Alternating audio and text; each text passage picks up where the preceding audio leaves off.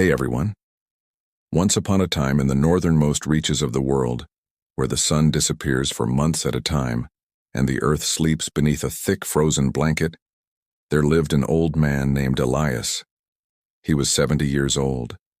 His face was weathered and carved by wind and time, and a white beard danced in the cold air like frost. He lived alone in a small igloo-like shelter built from blocks of ice and snow, in a place where no trees grew and the silence was deeper than the sea. But Elias was not truly alone.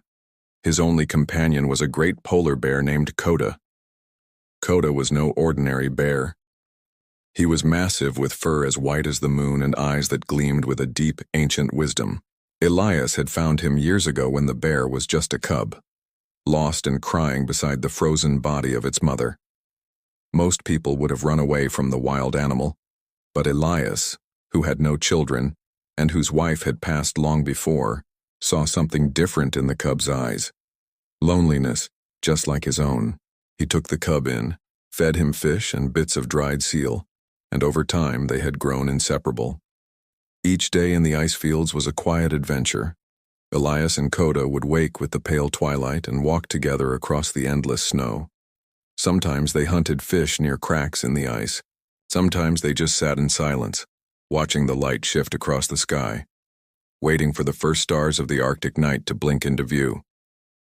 Elias spoke often to Coda, not expecting answers, of course, but it was a comfort. "You know, old friend," he would say, scratching the bear behind the ears, "the world out there has forgotten this place. But it's here, in this silence, where I feel most alive." And Coda, in his own way, would nuzzle Elias gently, as if to say, "Me too." One year, the cold came earlier than usual. The ice grew thick, and a storm howled through the tundra like a beast made of wind and darkness. Food became scarce. The seals had gone deeper into the ocean, and the fish were fewer. Elias grew weaker with each passing day. One morning, after a particularly brutal blizzard, Elias did not rise from his bed of furs and ice. His breath was shallow and his skin was pale. Coda nudged him gently, letting out a low, worried sound, but Elias could barely open his eyes. "It's all right, Coda," he whispered. "If this is the end, I'm glad I'm not alone." But Coda would not accept that. With surprising speed, the great bear left the shelter and disappeared into the icy wilderness. Hours passed, then a day, then another. Elias drifted in and out of sleep, growing weaker. But on the third day, just as the first northern lights began to flicker across the sky like the breath of the stars, Coda returned. He was dragging something wrapped in cloth, an emergency supply pack dropped long ago by explorers. Inside, dried meat, vitamins, a heating kit, even a flare gun. Elias laughed weakly as the bear lay beside him and warmed him with his huge body. "You old miracle," he said. "You really are smarter than most men."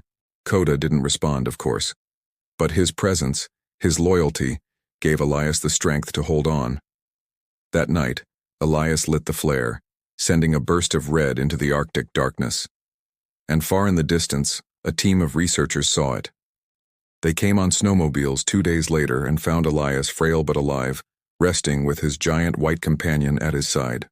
The researchers were astonished. "You lived here alone?" one asked. Elias smiled.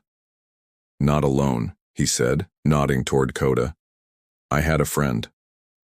They offered to take him back to the city, to warmth and medicine. Elias agreed, but on one condition, that Coda come too. And so, for the first time in his life, Coda left the ice fields. The bear, though enormous and wild, walked calmly beside Elias into the waiting sled. Their bond was undeniable. Back in the southern world, Elias became a legend. The Old Man and the Bear, they called him. A documentary was made. Children read books about their friendship. But fame never changed Elias.